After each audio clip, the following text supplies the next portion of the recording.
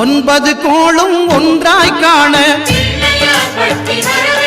அங்கு கற்பகம் என்னும் கடவுளின் மெய்யில்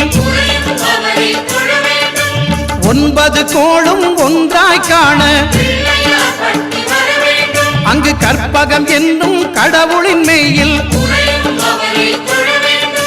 சூரியன் முதலாய் 9 கிரகமும் பலவித குணங்களை கொண்டிருக்கும் எங்கள் கற்பக தருவில் அவை வரும்போது ஒன்றாய் சேர்ந்து பலனளிக்கும்.